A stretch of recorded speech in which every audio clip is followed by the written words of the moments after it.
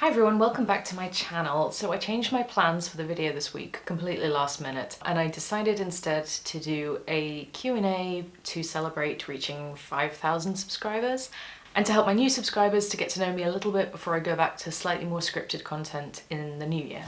The past 2 weeks have been really surreal and quite overwhelming, I would say. Over 2019, I had just got into the groove of making videos every week and replying to comments and connecting with the community, and then the last 2 weeks was just like whoosh! All of a sudden I have like over 6,500 subscribers, and I'm sure it's more by the time that this video goes live, and like, I don't know, Monday I had like 30,000 views that day. Obviously I am really grateful and I'm so glad that so many of you like my content because it's very validating, isn't it?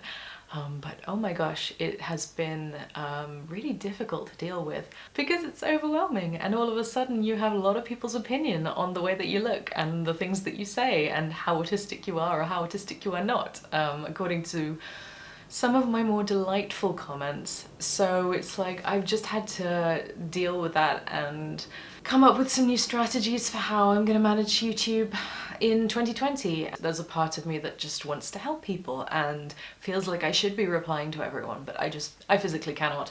There are not that many hours in the day, so what am I trying to say? I'm very overwhelmed, but thank you. But honestly, like going from like a few hundred people watching you to like thousands, tens of thousands of people watching you is kind of like how I felt when I went through puberty, and I was so awkward, and if anyone looked at me I would shrink into a corner because I couldn't deal with it. So I guess like this, I'm going through YouTube puberty. Is that a thing? I could make it a thing. For those of you who are new, I do Q&As when the mood strikes, or like more likely around a big milestone. I will usually ask for any questions for my Q&As on Instagram, so if you have Instagram, please go and follow me there. I am at @samdysam, and I'll generally post it on my stories so you can ask me questions. Or just feel free to ask me in my DMs or in the comments down below on this video, and I will save it for the next time. And if you don't know, I do also have a mailing list that you can sign up for, because when you subscribe to YouTube you don't always get notifications and it doesn't always tell you when there's new videos. So if you sign up for my mailing list, I will just send out an email with my new videos and like no spammy crap or anything like that. And you know that you'll always get told when I have a new video out. So that's definitely enough waffle for now. Let's get on to the questions that were actually asked rather than the questions that like literally nobody asked me. First question, how do you focus on the strengths of autism when it's so easy to drown in the weakness? That's a very, very good question actually. The first thing that I would say is know that just getting to this point in your life has required so much more strength than for most people. Life is just harder for autistic people. We're existing in a world that is not made for us. It's like left-handed people using a right-handed can opener. That's kind of like how it feels to be autistic, is you're desperately trying to use everybody else's tools, but you just want to do it your way. And it's important to own that. It's important to be real with yourself and say, like, I'm strong even for getting to this point in a world like this. I think it's also a question of like dissecting your own internalized ableism, which is easier said than done. I know I was definitely not necessarily like brought up, as in it wasn't explicitly told, but I just was raised in a society that was very ableist, and disability was like something to be pitied and something bad. But it's kind of like, once you realize that it's like okay to be disabled, it's okay to have weakness, and more importantly, you don't have to hate yourself for having a weakness. You don't have to hate yourself because you can't do something that everybody says is easy. You just don't have to. Like, you can give yourself a break at any point. And I know, really easier said than done, isn't it? And I think I was watching a video by Stephanie Bethany, who also has a channel on autism, and she did a great video on like needing support and how it's okay to need support. We're human beings, we all need support in some way. And I think it's very easy for us to say, well, like, I need support doing the housework. Why can't I do it like everybody else can? What's wrong with me? And it's kind of easy to get into that mentality, but it's like, okay, I might need support doing the housework, but why is that a problem? You know, like we've all been sold into the idea that needing any support of any kind is like a burden, whether it's on the government or on your family or on other people, and it's just not true. Human beings are supposed to live interconnected social lives, and a lot of countries have just taken away all that support because we don't live in small communities anymore. The social support maybe isn't there, the state support isn't there, and it's like, okay, so what are we supposed to do? Of course it's going to be hard for us. So the TLDR version of the answer to the question is like, own your weaknesses and cut yourself some slack. And I mean, focusing on the strengths of autism, especially like the strengths that you personally might have, I guess it's just about finding a way to harness your own talents, and I don't necessarily mean that in a sort of way that is like for monetization purposes. Like, I don't mean you need to be a musical savant and be like a world famous piano player or something like that. I guess I just mean that autistic people are like, we're like orchids, right? So if you put us in a cold, dry, like inhospitable environment, we're gonna do really badly because we're an orchid. But if you put us in the right environment and like treat us nicely or treat us how we need to be treated, then we'll flourish. And so really what you need to do is figure out what is the right environment and how can you practically get yourself there? How can you get to a point where you've put yourself in the right environment? And for example, I really love making YouTube videos. I don't have to leave the house. I really like editing them. I like writing and I like coming up with ideas. It works for me. It's an environment that works for me. My first temp job was managing a switchboard in a car showroom, like a car sales room. And if you could say, what is your idea of hell, you Samdy Sam, it would be back in that car showroom, age 19. I went home on my lunch break and I just cried. And if you think about how those people probably saw me, they probably saw me as like somebody really weak who couldn't cope or something. And it's like, no, I'm an orchid. I'm an orchid. Screw you guys. I mean, it was objectively a terrible place to work, but that's by the by. Some people might flourish in that environment.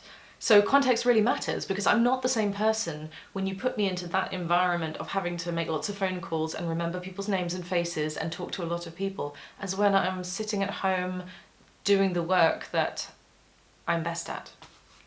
So next question is, did you discuss masking during your evaluation? And this person is about to do their evaluation. Yes, this did come up a lot, and luckily the psychologist that I had was very aware of masking. I was very lucky that I had a just very knowledgeable, experienced and understanding psychologist. For those of you who don't know, masking is sort of like an autistic social survival strategy, and it's like our way of blending in and seeming normal, and often our way of making friends, because a lot of the times you have to blend in and seem normal in order to make friends. The main problem is that it takes a lot of energy and can lead to burnout if you're doing it all the time. And it also can lead to a sense of not really knowing who you are underneath, because you have spent so long, like, for me it was like I was playing the role of Sam, and so this is like who I thought that everybody expected me to be, and who I thought was the most socially acceptable version of myself. So when you take the mask off, or you try and drop the mask, sometimes you think, I don't actually know who I am underneath. And I've been on the waiting list for like over a year, so I've only just started my psychoeducation course with my psychologist for post-diagnosis follow-up, believe it or not. And so that's something that I really want to work on with her is you know, like taking the mask off. And that actually brings me to another question, which was like kind of a follow-on question, but from a different person, which is, how do I build confidence again after tearing it apart with masking my whole life? And that is the million-dollar question, isn't it? I would say this is my answer to a lot of these questions, is just spending time with autistic people. Spending time with other people that you enjoy and you can see them being them. Because not all autistic people mask, I don't think. And especially giving yourself the opportunity to practice letting down your mask piece by piece in safe social situations. Giving yourself permission not to be performative all the time. It's something that is very unnerving to me, because like I was very almost like an instinctive reflexive masker. I think I was masking from a very, very young age.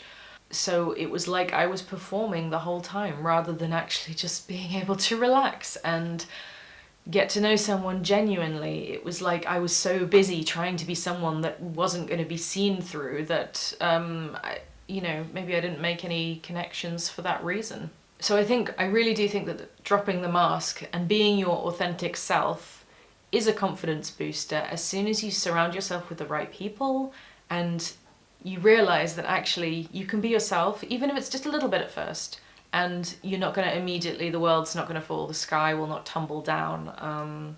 So that's kind of like, I think the best confidence booster is just to take it piece by piece and gradually. And this has taken me a year and I'm still not at the point where I'm not masking, but I am at the point where I'm aware of it and I can be there in the moment and say, okay, just relax. You don't need to do this anymore. Okay, so the next question is, how do you handle social situations with more than 2 people? I would say badly. I tend to be much more quiet in groups. I'm okay one-on-one, and one-on-two is like, that's my maximum, because then they can talk to each other and you don't need to participate. But any more than that, and it starts to get like, I'm spending a lot of energy following the conversation, blocking out sounds and that sort of thing, that it becomes harder to participate, definitely. And I start getting more stressed about how quiet I'm being, or when or whether I should interject with my own thoughts, because the flow of conversation that comes naturally to a lot of neurotypical people just does not come naturally to me. And I mean, there have been times where I've brought whole rooms to silence through a poorly timed or thought out interjection or something that I thought was funny, but maybe not everybody else did. So if you're coming to my channel for social skills, I would say you're in the wrong place, unfortunately. I know I am absolutely delightful when performing to a camera, but as soon as you put me in a room with real people, it's like, it's a struggle. The struggle is real. And the final question is always, I like doing more like a personal or just weird or random question, and that is, do you like Christmas? And actually, yes, I do. I was brought up I celebrated in a very Scandinavian way. Like, my mum is Danish, so hygge wasn't like this trendy concept, it was just what Christmas was, it was hygge. And like, for me, Christmas is about candles and coziness and like making hot drinks and baking and things like that. And so, I think Scandinavian culture in general is just much more forgiving of autistic people in comparison with like the hyper-competitive, hyper-social US culture, maybe? Not just the culture, but cultural expectations of behavior. I mean, if you go to Finland, it's like there's a whole country of autistic people there. But that's just, their culture it's a very introverted culture. So yeah, I mean, Christmas can be very stressful, and I was going to do, like, I'd filmed this Christmas vlog kind of thing, and I was gonna do about gift giving and receiving and why it's super stressful. And like, I don't know, I've just had such a bad couple of weeks, and like then with the YouTube stuff also, I didn't know what to do. So this was my Q&A, and this is what you got this week. So please don't all mass unsubscribe, because that was the thing that was really terrifying me. I was like absolutely paralyzed for what to do now. Like, the next video has to be amazing or everyone's gonna leave. But no, don't leave. I like having you here. So that was my 5K celebration Q&A, and by the time this goes up, I think I might even be on 7K or above. So it's just completely amazing. Please go and follow me on Instagram and sign up to my mailing list if you want to stay up to date with all of that kind of stuff. I have a live next week, which is a Christmas special, and I will be featuring a very special guest. Please bring your drinks and your questions and your festivities. So yeah, if you have any further questions, please just stick them in the comments below, and I guess I will see you all next time. Thank you for watching.